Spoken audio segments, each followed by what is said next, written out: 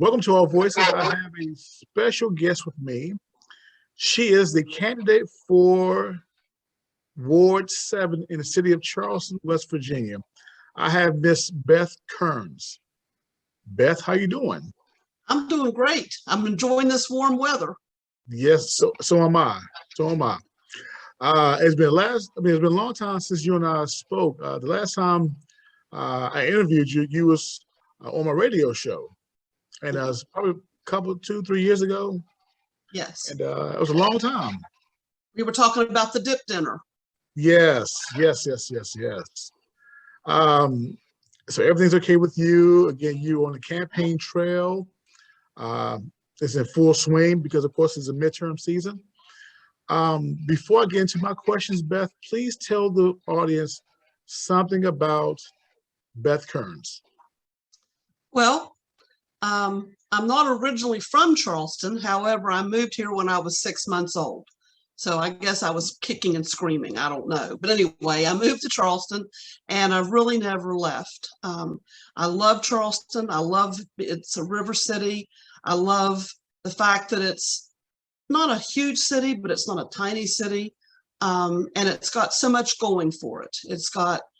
It's rich with history and culture and the arts, and it's a wonderful place to live. So I've lived here. I'm 68, so I've lived here about 68 years, and I can't imagine living anywhere else. And I say that because I have traveled across the United States, and I've liked certain places, but I haven't found a place I'd rather live than Charleston.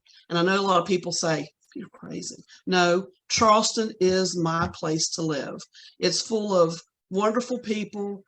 West Virginians are the best people in the world. They'll help you with anything that you need. If there's a need, you ask a West Virginian and they're right there to help you.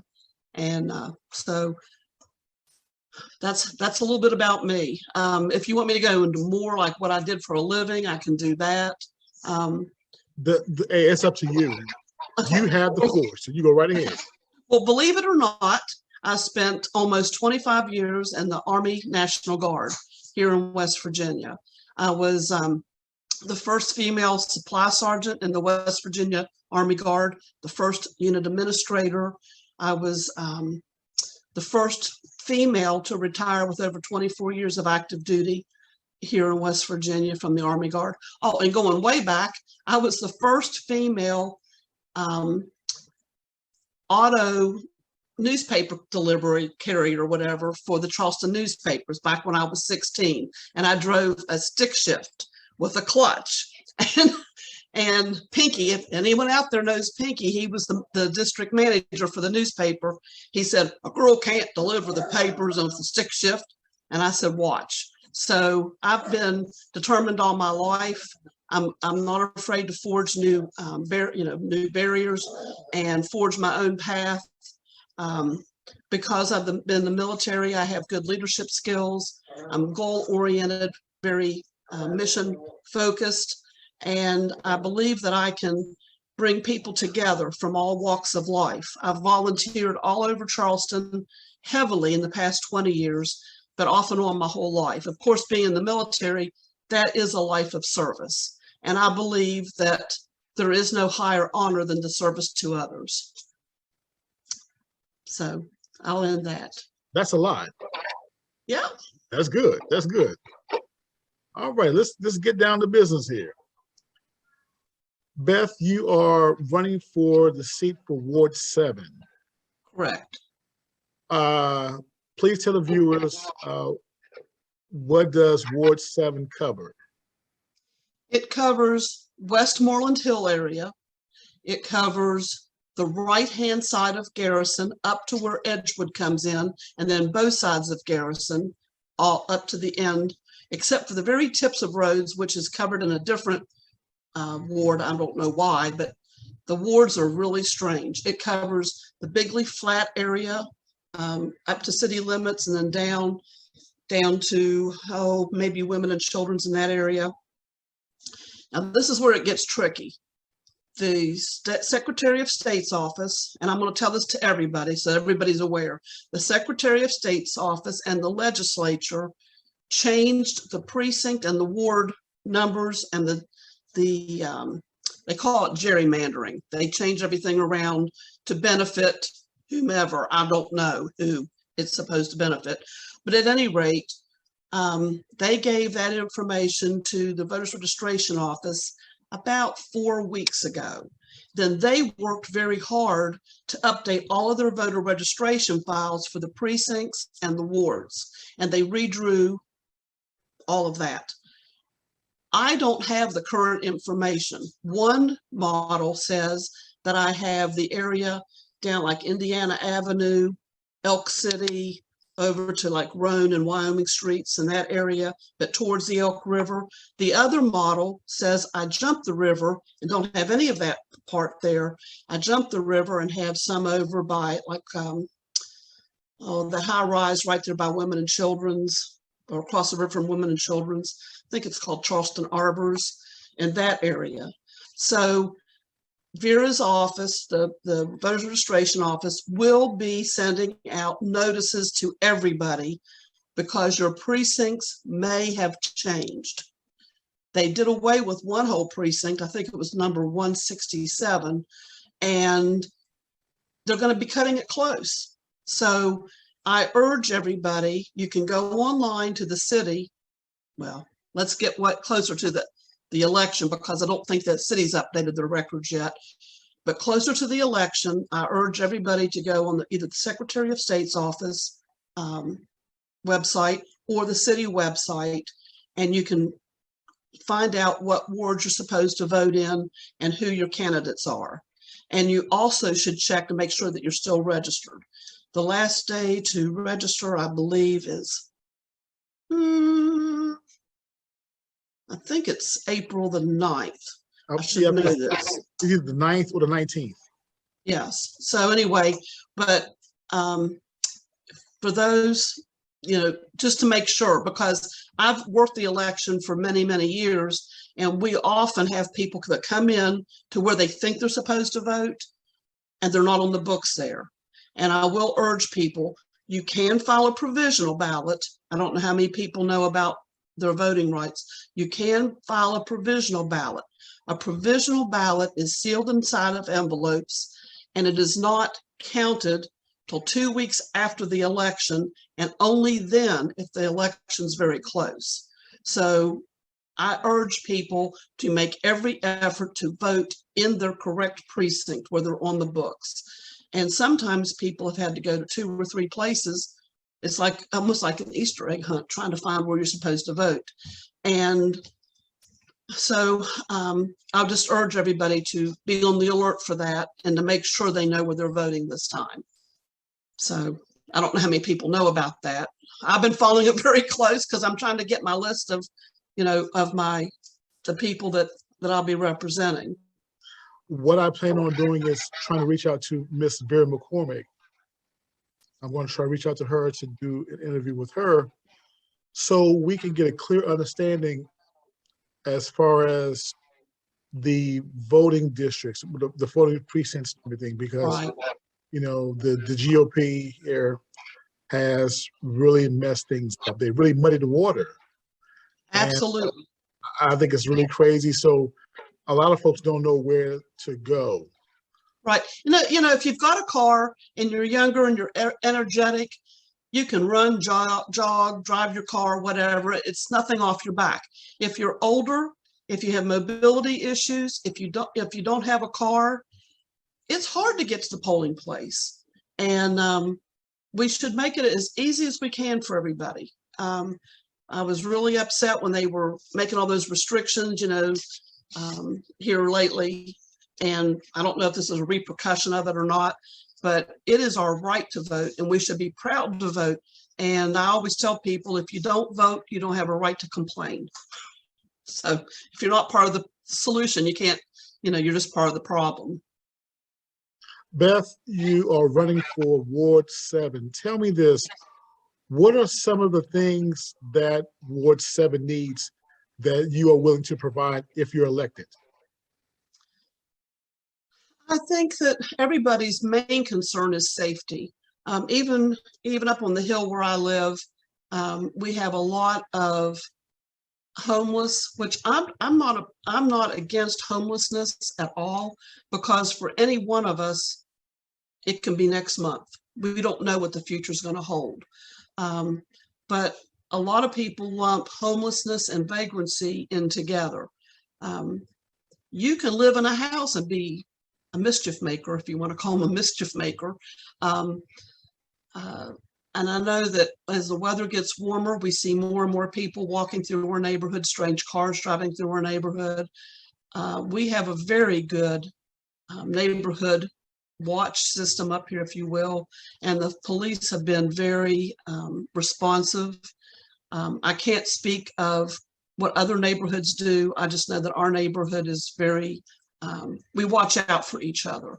But I know safety is always an issue. I think our police force is doing a wonderful job. I don't know if you saw the report that they put out about, well, they read it at City Council 2 weeks ago, but they actually released it to the media last week. Now, we are down police officers, and that gives me some concern, because that results in people working overtime, being overly tired and all that. But it's hard to find qualified people that want to serve our community because of all of the stigmas and all of the regulations and the things that they have to go through on a daily basis. My son's a state trooper, so I'm very familiar. You know, it's a rough duty. They do everything from the feel-good stuff of helping children, they answer calls where they're helping people in need, but then they're also faced with very dire situations. Situations that most people would never want to put themselves into. And but it's important to have a good police force. And I think right now we're down 10. I know people are always worried about murders and such. I know we had 2 murders last week, and I believe one they've already solved. And over the past year, we had a total of 9 murders, and they've solved 8 of those, and they're close to solving the last one. So, and in most cases, the murders that occur in the Charleston area, people know the people that are murdering them. It's a rare instance that it's a stranger that, you know, something happens. You go to a lot of cities and there's gunfire every night, and there's a lot more, I don't know, aggravated assaults and stuff. Most of the things in Charleston are basically drug related. I hate to say that, but it's mostly drug related, people in mixed up in something they shouldn't be in. And so for my own belief, I feel that if you're not doing something you shouldn't be doing, you're probably going to be safe in Charleston. Beth, you mentioned about police officers. There 10 less. Are you in favor of increasing the user fee to help fund for more police officers? Well, I'll tell you, I was at the city finance meeting last night, before the city council meeting, and they are not raising the city user fee. So as far as I know, they're not raising that. In fact, they're giving a raise, a 7% raise to city workers. I don't think that the city user fee should be any higher than it is. I don't really like the fact that it's as high as it is. I think if we would attract more businesses to Charleston and have more residents, more people moving back to Charleston, not people leaving, it would raise or generate enough income that would sustain us without having to have the city user fee. We're losing a lot of businesses in Charleston, and we need to make Charleston more attractive to businesses. South Charleston, I hate to say it, South Charleston does an excellent job of attracting businesses, and we need to look at what they're doing and maybe change some of the things we're doing to more the way they're doing things. You know, one thing that I've thought about is, and this is what South Charleston does, when a new business wants to come in, the first 5 years is the most critical in establishing a business. They have a no taxes for the first year, and then they gradually pay more and more for the first 5 years till they're paying up to their full share. That way, it gives them a chance to offset some of the costs of startup fees and building their clientele and building their business and really taking root before they're paying the full tax. They're kind of crawling before they walk and run. And I think that's a really good thing for businesses. What are your views on small business owners? Small business owners, they are the backbone of our country. I mean, I love to go into a restaurant or a store, and when I walk in the store, they know who I am. They can even be a small place that's franchised, but it has a local owner. It just makes me feel good. And you get service. I mean, you walk into Powell Hardware, they greet you right there. They take you to where you need to go in the store. They'll tell you, you tell them what you need. They'll tell you what they've got. They'll show you a better alternative. They'll show you how to use whatever it is you need. That's customer service. You go to some of the bigger box stores, the people there don't even know what they have. You ask for something and they don't even know. So I really love small businesses. I love to eat at non-chain restaurants. And we've got some of the finest ones on the west side of Charleston. And in fact, I ate at one of them today. So, I just love small businesses. We've got Kinship Goods over there on Tennessee Avenue. We've got the ice cream store, Dancing Dog. We've got Winter Floral. We've got Young Floral. We've got a lot of good businesses here on the west side. That's just a couple of them. Beth, when we look at businesses coming in, is there space in Ward 7 to build a medium-sized business? Absolutely. We have several buildings. As a side note, I'm involved with the Bigley Avenue Economic Development Foundation. It's a long word. Says, I don't know what it says. But anyway, I didn't come up with that name. But anyway, we meet monthly and we look at the area of Bigley Avenue, which is most of the ward, or the people that live just off Bigley Avenue are in the ward, and ways that we can improve. But we've got a grocery store, we've got gas stations, we've got hairdressers, we've got tanning salons, we've got restaurants. If you haven't been to the Corner Kitchen, you have missed out. They do a fine job in there for $12. It's a full meal in big portions, and it's all home cooked. They even have keto options, desserts and everything. But our area here is zoned for all kinds of industry, small businesses, residential. We have warehouses over here. We have the Kanawha Valley Senior Services is now over here.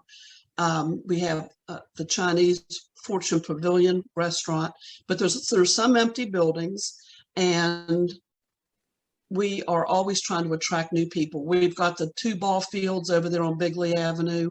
We're very community minded, and that's where the warehouses are. We've got Sunbelt, and we've got it's ABC. It's a building materials for contractors. We have all kinds of stuff over here. People just don't really realize that we are a mixed bag of different types of businesses. And so we have room to grow, and there's some empty lots over here too. So we'd love to see some more business come this way. Now, Beth, we're going to get to the hard part here. Oh, no. Okay.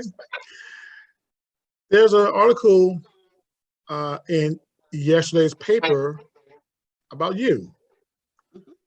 And we're talking about the needle exchange harm reduction program. Is that correct? Right. Well, it was an interview, and out of the whole interview, that's what they basically wrote about for what I talked about. So share your thoughts on that and tell me what, how did readers respond to that? Well, I haven't got too much feedback about what I spoke about, although I have said that they liked what I said, I guess, but they haven't gone into great detail. But what I talked about was the safe injection site. Now, I will tell you this, and I'm an honest person. I'm not going to blow smoke on somebody. I'm going to tell you exactly what I think. When I first heard about safe needle injection sites, I thought, what in the world are people thinking? And a lot of people think that when they hear that. Why in the world would you have a place so people could go and use heroin? Why would you do that? Well, I used Google, and I Googled and started reading about it. And once I read about what it actually does, and I'll explain what it does here in a minute, I'm convinced it's the thing we should try to do. Everyone says they don't want to go down the street and see people shooting up. I don't want to see it. You don't want to see, you don't want our kids to see it. You don't want your grandmother going to church to see it. And it's prevalent. And then the needles are dropped. And we don't want the needle litter. So what do? You can't move everybody out of town. But what you can do is you can give them a place where they can go and receive. They don't receive the drugs there. They bring their own drugs there, but they receive a safe place that's sanitary, that's private. They get their alcohol prep pads. They get clean needles, which reduces HIV and the spread of hepatitis, which we don't want that to get rampant in our city. And they are offered counseling and therapy. There is high percentage rates of folks that go to these injection sites. It might not happen to start with, but at least they're being offered alternative solutions for their problem. And a lot of them know they have a problem, but they don't have a solution for it. So they go in, and if they have gotten some bad drugs and they overdose, there's somebody right there that takes care of them. Now, what that does is it frees up our police, our firefighters, our firefighter paramedics, our EMTs. It frees them up from going from drug overdose to drug overdose and allows them to tend to police business, fires, and medical emergencies. And so it solves a lot of problems. There's no needle litter because the needles are recovered right there. And it gives a sense of somebody cares about these people. And anybody can be an addict. In our state right now, it's opioid addiction is horrible. And it's horrible because of what the pharmaceutical companies have done by the overprescribing through doctors who were receiving kickbacks. And they've abused the medical insurance, and people are addicted to opioids, and there's no way to get off of it. Well, there is a way to get off of it, but not on your own.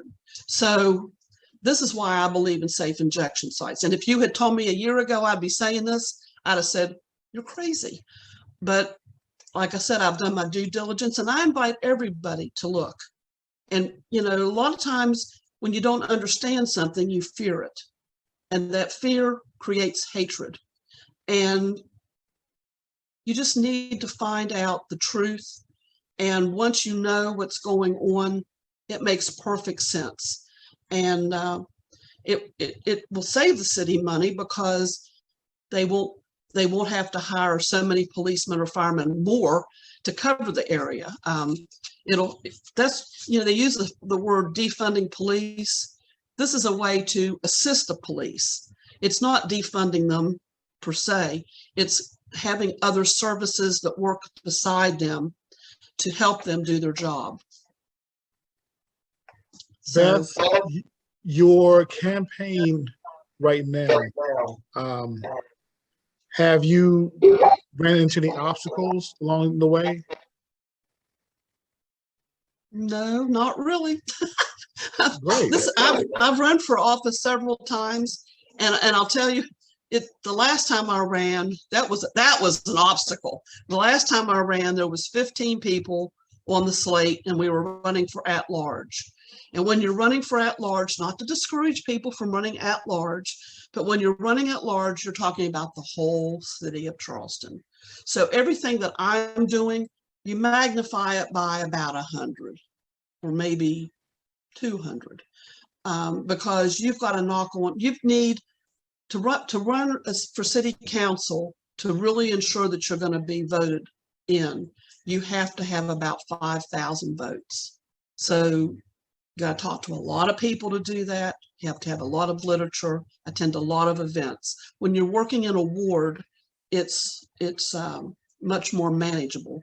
I'm looking at, there's probably 1,200 or so people in the ward, but only about 600 of them vote regularly. So it's much more manageable. And I'm running with a slate of candidates with Charleston Can't Wait. And part of the platform that they have is the safe injection sites. And they will be doing education about that as we get closer to the election as well. They didn't have to convince me after I read the statistics on those injection sites. And like I said, I'm a grandmother. I never thought I would be saying that should be what we should do. But, you know, if you don't do something, nothing's going to change. So I think that's a valuable option. And I will say this too, during the finance meeting last night at City Council, the lawyer spoke about the opioid lawsuits that are coming up. There's one that will be settled the first part of April, another one in June, and then one, I think, August or September. And our cut of the money for the city of Charleston is very sizable, in the millions, in the double-digit millions. Like they used a low estimate of $30 million would be available for grants. That money could be turned in. It has to be used in support of treating the problem. That could be used for the safe injection sites. So it wouldn't be coming out of taxpayers' money per se. It would be coming as a result of this lawsuit that the people have created. Would be helping to solve the problem. Beth, I have a couple more questions and I'm going to let you go. Okay. How well will you be able to work with City Council if elected?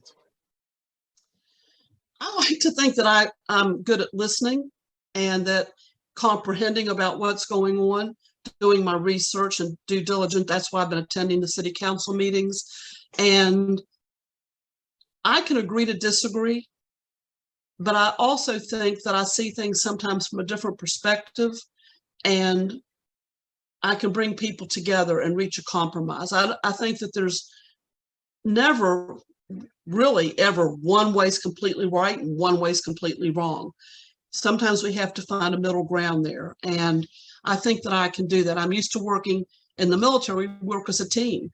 None of us do it by ourselves. And I think together, all of us in Charleston can pull together and turn Charleston around and start building up our population, because it's dropping rapidly. But it's happening everywhere.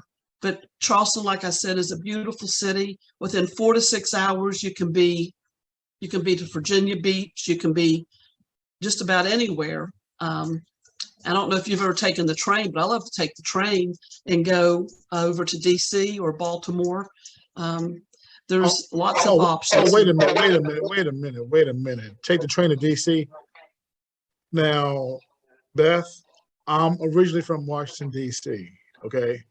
And let me tell you right now, that train ride, oh gosh, it's a doozy.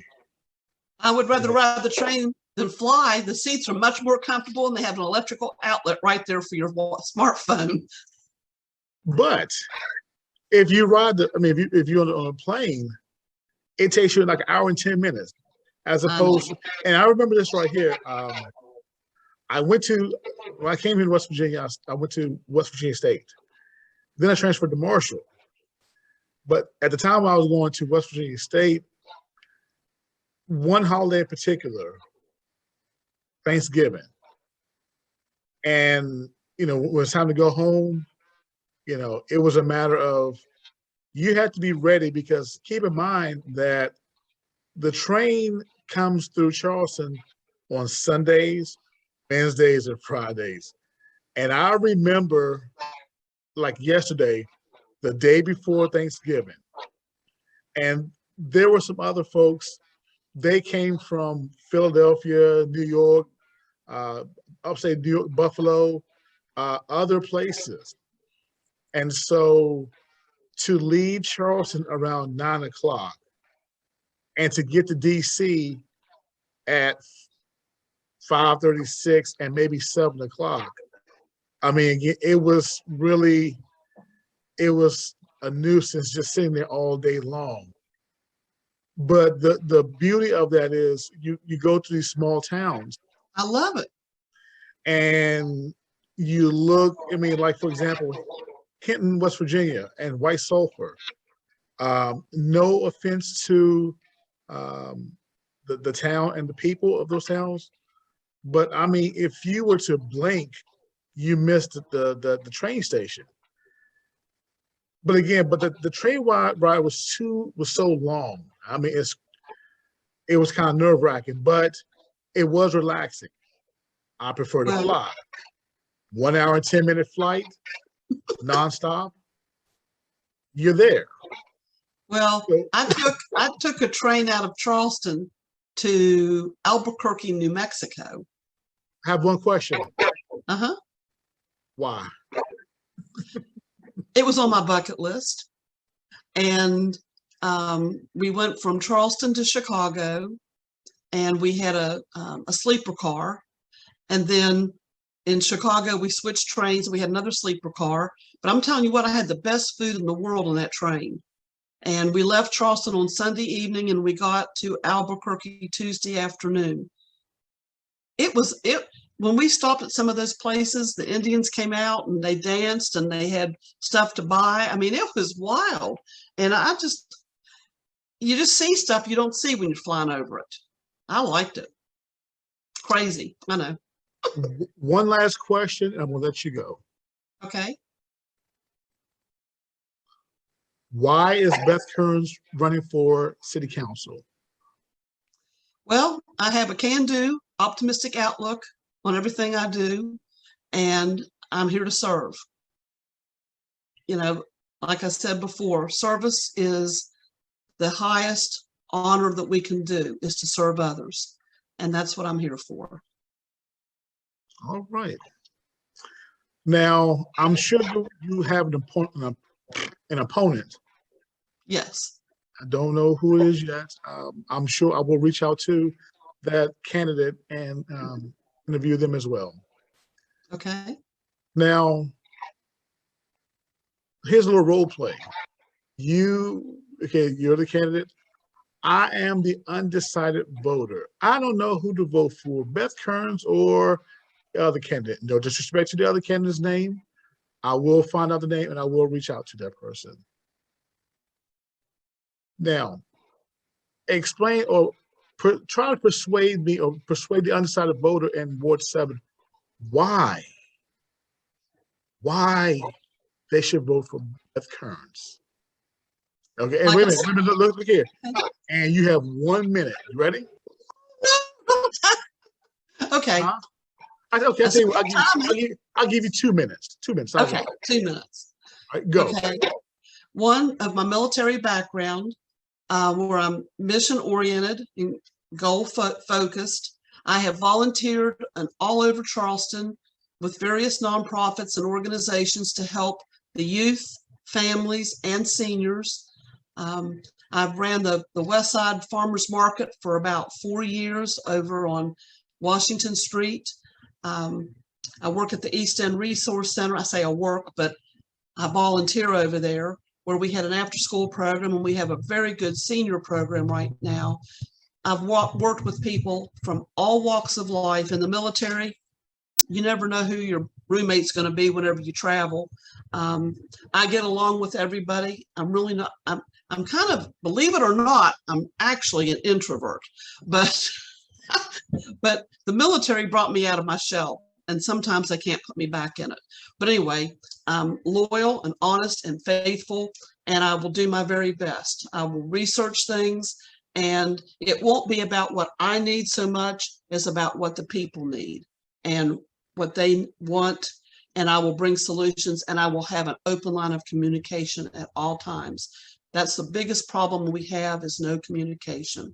So I will use every method I can to communicate with people, let them know what's going on. I don't know if that 2 minutes is up, but I am done. Beth Kerns, candidate for Ward 7 for the city of Charleston, West Virginia. Thank you very much for coming on Our Voices. Take care and be safe, okay? Thank you so much.